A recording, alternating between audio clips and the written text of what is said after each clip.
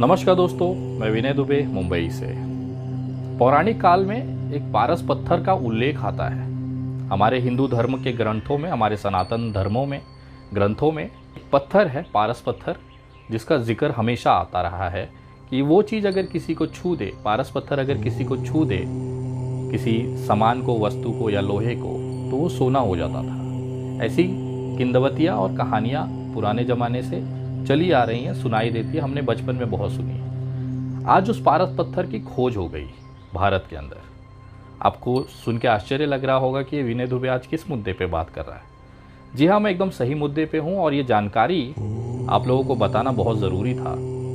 कल शाम मैं बैठा हुआ था तो ये पारस पत्थर का मुझे ख्याल आया। आज भारत के अंदर वो पारस पत्थर का नाम है मुसलमान। उस पारस पत्थर का नाम है इस्लाम, कुरान। जी हाँ, ये एक ऐसी चीज़ें हैं, मुसलमान एक ऐसी चीज़ हो गई है कि जो भी इस चीज़ को करीब जाएगा, जो भी इस चीज़ से उलझेगा, वो सोना हो जा रहा है। आपने देखा होगा गोधरा दंगों में जिस तरह से मुसलमानों का कत्ले-आम किया गया, उसके बाद एक मुख्यमंत्री सीधे देश का प्रधानमंत्री हो जाता है, नरेंद्र दामोदर दास मोदी। जिस पार्टी में नरेंद्र दामोदर दास मोदी जी हैं, उस पार्टी का शायद ही कोई बंदा होगा जो इस मुसलमान शब्द से अछूता होगा, इस्लाम से अछूता होगा या कुरान से अछूता होगा। क्योंकि इनके लिए कुरान, इस्लाम और मुसलमान ऑक्सीजन से कम नहीं है। जिस तरह से हम ऑक्सीजन अंदर लेते हैं तो हम जिंदा रहते हैं, उसी तरह से देश में एक बड़ा तबका है जो बिना मुसलमानों के नाम लिए जिंदा रह ही नहीं सकता।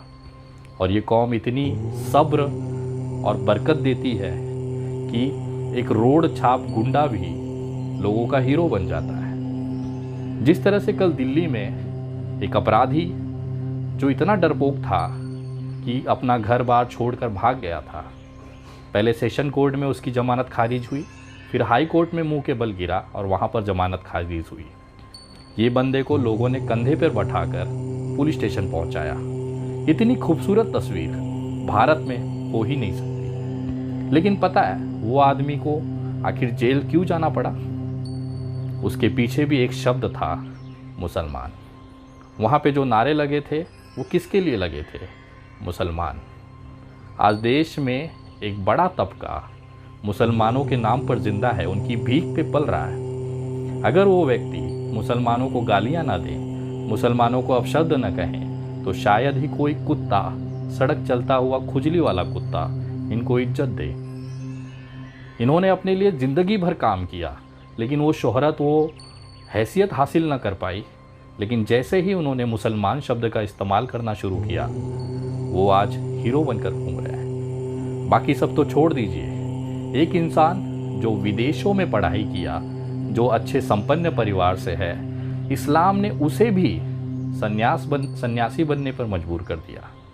मैं बात कर रहा हूँ गाज़ियाबाद के उस दलाल, उस असामाजिक तत्व यति नरसिंहानंद सरस्वती की। ये व्यक्ति खुद कबूल कर रहा है कि केवल इस्लाम और मुसलमान के खातिर ये बंदा सन्यासी बन गया। सुनिए जरा। और सन्यासी भी मैं केवल इस्लाम के जिहाद से लड़ने के लिए बना हूं, वरना सन्यासी बनने का मेरा कोई उद्देश्य इस धरती पर नहीं था। ये तो ताकत है भारत में इस्लाम, कुरान और मुसलमानों की, कि जो भी व्यक्ति मुसलमानों को या तो गरिया दे या उनके साथ हो जाए, वो हीरा हो जाता है, सोना बन जाता है। जैसे पारस पत्थर होता है कि इस कौम को अगर आपने छू दिया तो आप हीरा बन जाओगे, सोना बन जाओगे। और यही शॉर्टकट आज पूरे देश में देखा जा रहा है। चूड़ी वाले के साथ मारपीट होना, चाहे कचरे वाले के साथ मारपीट होना, चाहे पानी पूरी वाले के साथ मारपीट होना, चाहे एक मसाला डोसा बनाने वाले दुकान पे एक छोटा सा कारीगर, सोचिए एक छोटा सा कारीगर जिसकी 150, 200, 400 रुपए की दिन की कमाई होती है, वो मुसलमान होने के नाते एक ग्रुप को लगातार मीडिया में चर्चा में बना देता है। ये तो ताकत है मुसलमान और इस्लाम की कि एक अदना सा इस्लामिक मुसलमान व्यक्ति उन हिंदू नेताओं को चमका देता है जो अपनी पूरी ज़िंदगी अपना पिछवाड़ा रगड़ देते हैं, लेकिन गली के बाहर उनकी कोई औकात नहीं होती। लेकिन जैसे ही वो किसी मुसलमान को छू देते हैं, वो राष्ट्रीय चेहरा बन जाते हैं, हीरो बन जाते हैं। दिल्ली में जिस तरह से कल एक अपराधी को कंधे पे बिठा के घुमाया गया, वो कहीं ना कहीं उसके पीछे एक मुसलमान का ही हाथ है।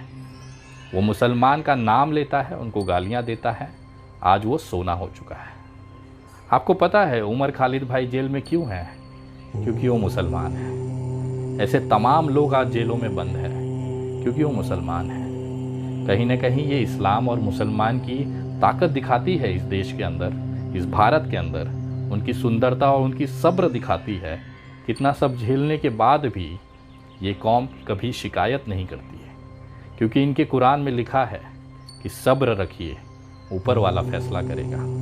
तो कहीं ना कहीं मैं सलाम करता हूँ, सैल्यूट करता हूँ इस्लाम के मानने वालों को, हमारे देश के मुसलमानों को, कि आपकी फेंकी हुई भीख के टुकड़े पर आज इतने सारे लोग पल रहे हैं। अगर आप नहीं होते तो शायद इनको गली का कुत्ता भी न पहचान रहा होता।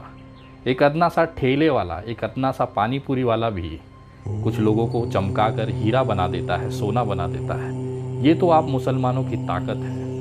मैं सैल्यूट करता हूँ, मैं धन्यवाद करता हूँ कि आप हमारे देश में इसी तरह से ऐसे चमकाने के लिए, ऐसे सोने बनाने के लिए आप बने रहें। लेकिन ऊपर वाला आपके साथ हमेशा है। हम जैसे हिंदू भाई, सनातनी भाई आप लोगों के साथ हमेशा है। चाहे कितना भी कष्ट आए, चाहे कितनी भी तकलीफ़ें दी जाए, हम कभी भी आपका साथ नहीं छोड़ेंगे। क्योंकि लोगों के आंखें बंद करने से अंधेरा नहीं होता। और ये जो चीज़ें लोग आज मुसलमानों को मारपीट कर रहे हैं, लिंचिंग कर रहे हैं, उनको गालियां दे रहे हैं, इसका फैसला बहुत जल्द ऊपर वाला करेगा। क्योंकि इनके नहीं चाहने से सूर्योदय नहीं होगा, ऐसा नहीं है। आज अंधेरा है, भोर हो चुकी है, अगले कुछ पलों में सूर्योदय होगा। ये चाहे कितना भी अपना पिछवाड़ा रगड़ लें, ये भारत में सूर्योदय होने से नहीं रोक सकते। नरेंद्र मोदी जी आए और चले भी जाएंगे, बहुत सारे नेता भारतीय जनता पार्टी के आए और चले भी जाएंगे। ये देश चलता रहेगा, बिना नरेंद्र मोदी के भी चलता रहेगा, बिना योगी आदित्यनाथ के भी चलता रहेगा, बिना उद्धव ठाकरे के भी चलता रहेगा, बिना ममता बनर्जी के भी चलता रहेगा। ये देश हमेशा चलता रहेगा। और जिन लोगों को लगता है कि बिना नरेंद्र मोदी या बिना अमित शाह के देश चलना नामुमकिन है, तो कृपया इसी समय नरेंद्र मोदी जी की धर्मपत्नी को देख लीजिए। बेचारी 40 साल से सकुशल अपनी ज़िंदगी जी रही है। तो ऐसा भ्रम अगर ये पाल के बैठे हैं कि बिना मोदी के देश ना चलेगा, तो उनकी पत्नी को देखकर आप ज़रा सीखिए। ये समय है, बदलेगा ज़रूर। और इस्लाम, मुसलमान और कुरान को ख़त्म करने वाले कितने ही आए और चले गए। मैं धन्यवाद करता हूँ, सल्यूट करता हूँ मुसलमानों के उस सब्र को, जिन्होंने अपने इस्लाम में, अपने कुरान की उसकी नियमों को उन्होंने पाला है और अपने अंदर सब्र रखा है। ऊपर वाले पे यकीन रखिए, अल्लाह पर यकीन रखिए, प्रभु श्री राम पे यकीन रखिए, क्योंकि कण कण में ये बसते हैं और कभी भी गलत नहीं होने देंगे। इनकी लाठी में कभी भी आवाज़ नहीं होती। सबका फल यहीं पे मिलेगा। जिस तरह से बाबरी मस्जिद को शहीद करी गई, आज देखिए लाल कृष्ण आडवाणी की क्या हालत है। मैं भगवान से दुआ करूँगा हमेशा नरेंद्र मोदी जी को भगवान लंबी उम्र दे, ताकि वो अपने आँखों से इस देश में जो नफ़रत इन्होंने बोया है उसकी खेप समाप्त होते और अपनी दुर्गति होते वो ज़रूर देखे, जैसे लाल कृष्ण आडवाणी देख रहे हैं। भगवान आप लोगों को लंबी उम्र दे, शतायु बनाए, ये कामना मैं करता हूँ। तमाम मेरे इस्लामिक भाइयों को, मुसलमान भाइयों को विनय दुबे की तरफ से सैल्यूट है, सलाम है। जय हिंद, जय महाराष्ट्र।